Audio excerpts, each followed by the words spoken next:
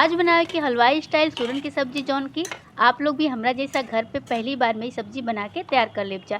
Hello friends, हम ही संजना और आपके स्वागत भैया जी किचन भोजपुरी रेसिपी में। चली जा आज की मजेदार वीडियो देख लियल जा। सबसे पहले हम सूरन के छोटा छोटा साइज में कटिंग कर ले बनी, आप लोग देख सके नीचा।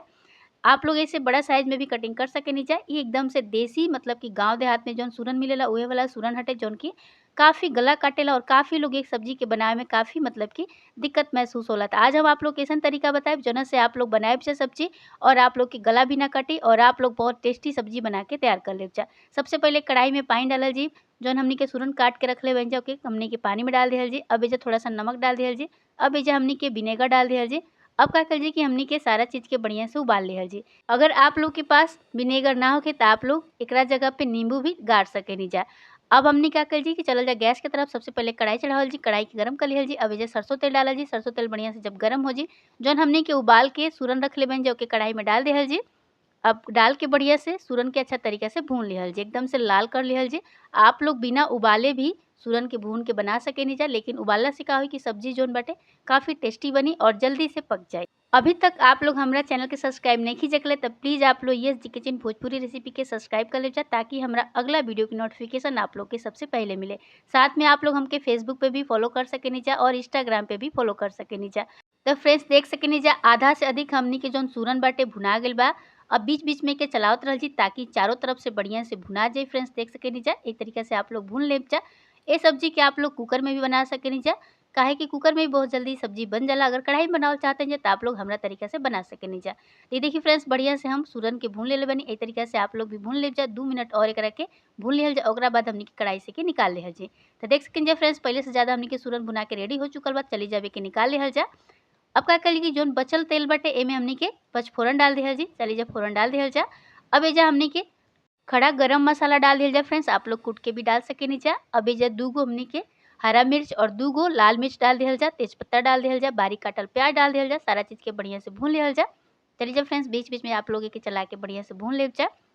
अब एजा हमनी के बीच बीच में प्याज के चलावत रहल जी ताकि बढ़िया से चारों तरफ से फ्राई हो जाए और जले नहीं, ये बात के आप लोग ध्यान रखब जा।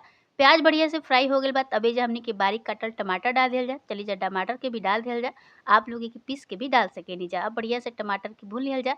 अब एजा एक चुटकी नमक डाल दिया ताकि टमाटर जोन बा जल्दी से गल सके। अब हल्का सा जब टमाटर गल जी तब एजा हमनी के बाकी जब मसाला बाटे ओके डाल दिहल जी। अब एजा हल्का सा टमाटर सॉफ्ट हो गइल बा, आप लोग देख सके नी जा। अब एजा पीसल मसाला डाल दीजिए जोना में धनिया बाटे, जीरा बाटे, अदरक बाटे, लहसुन बाटे, हल्का सा प्याज बा और टमाटर बा। एकरा के आप लोग सिलबट्टा पे भी पीस सके नी जा, आप लोग मिक्सी जार में भी पीस सके नी जा। अब एक चुटकी हल्दी डाल दिहल जी। हल्दी डाल के बढ़िया से मिक्स कर लिहल जी। अब थोड़ा सा सब्जी मसाला डालल जी जोन की रेडीमेड मसाला है, थोड़ा सा जीरा डाल दिहल जी। अब एजा एक बड़ा चम्मच हमने के काश्मीरी लाल मिर्च पाउडर डालल जी। इसे का होई कि सब्जी के जोन कलर बाटे एकदम से हलवाई जैसा आई फ्रेश। अब का कर जी कि मसाला के बढ़िया से हमनी के भून लिहल जी। हल्का से जा आप लोग पानी भी डाल सके नी जा। अब मसाला के हमनी के धीमा आंच पे पका लिहल जी कम से कम 15 से 20 मिनट। ऐसे का होई कि आपके मसाला बढ़िया से पक जाई और कच्चापन ना रही, काहे कि हमनी के कच्चा मसाला भी डालले बन जाए, वजह से सब्जी के पकावल मतलब कि मसाला के पकावल काफी जरूरत बाटे। आप लोग देख सकेनी जा बीच बीच में के चलावत रहब जा और तब तक पकाएब जा जब तक कि तेल ऊपर से ना निकले लगे। मसाला जब बढ़िया से पक जाई त तेल ऊपर आप लोग के दिखे लगी। आप लोग देख सकेनी जा हल्का हल्का तेल मसाला के ऊपर दिखे लागल बा। फ्रेंड्स आप लोग देख सकेनी जा। और फिर से हम आप लोग के बोला तनी अभी तक हमारे चैनल को सब्सक्राइब नहीं कीजिए तो प्लीज आप लोग ये किचन भोजपुरी रेसिपी के सब्सक्राइब कर लीजिए ताकि अगला वीडियो की नोटिफिकेशन आप लोग के सबसे पहले मिली। तो देख सकें फ्रेंड्स मसाला के हम बढ़िया से पका ले बनी, इस तरीके से आप लोग भी पका ले जा। अभी तेल निकल गई बा ऊपर, आप लोग देख सके नीचा। अभी जो हमने के पानी डाल दिया जी। आप लोग के जितना ग्रेवी रखे के चाहिए ओकरा हिसाब से आप लोग पानी में डाल ले जा। तो हमें आधा गिलास से थोड़ा सा ज़्यादा पानी डाल ले बनी। फ्रेंड्स आप लोग अपना हिसाब से कम ज़्यादा कर ले जा, जितना आप लोग की सब्जी बनावत हुई ओकरा हिसाब से। अब जे सब्जी में उबाल आवे लागल बा, आप लोग देख सके नीचा। अब हमनी के जौन सूरन के तल के रखले बन जाओ के हमने के डाल दिया जाए मसाला के साथ, बढ़िया से पका लिया जाए। कम से कम 10 से 15 मिनट आप लोग के सब्जी के पकावे में लग जाए। बीच बीच में आप लोग हल्का सा चला ले जाए ताकि कढ़ाई के पकड़े नहीं। तो देख सकें जब फ्रेंड्स सब्जी में बहुत अच्छा उबाल आ गई बा, सब्जी हमने के लगभग बन के रेडी हो चुकल बा। 4-5 मिनट और एक हमने के पकावल जी। अब ये हमने के जौन गला कटा था ओकरा खातिर जे हम नींबू के अचार डालले बनी, आप लोग आम के अचार भी डाल सकेनी। ऐसे का होई कि आप लोग के जौन सब्जी बा गला ना काटे और बहुत ही टेस्टी भी बनी। तो देख सकें जब फ्रेंड्स सब्जी के बढ़िया से पका लिया जाए। ये देखिए सब्जी में बढ़िया सा उबाल, सब्जी में अच्छा से उबाल आ चुकल बा, आप लोग देख सकेनी जा। और लगभग हमने के सब्जी बन के तैयार हो गई बा। अब ये हमने के बारीक काटल धनिया पत्ता डाल दिया जा। धनिया पत्ता डाल के कम से कम 2 मिनट और एक पका लिहल जा। अब आप लोग देख सकेंगे फ्रेंड्स हमनी के एकदम से परफेक्ट तरीका के सब्जी बन के तैयार हो गइल बा हलवाई स्टाइल में। और ये देखिए फ्रेंड्स एकदम से परफेक्ट सब्जी बनल बा। अब हमनी का कइल जी कि गैस के बंद कर देल जी, काहे कि हमनी के पूरा तरीका से सब्जी बन के तैयार हो गइल बा। ए सब्जी के चावल, रोटी, पराठा के साथ आप लोग सर्व कर सकेनी जा।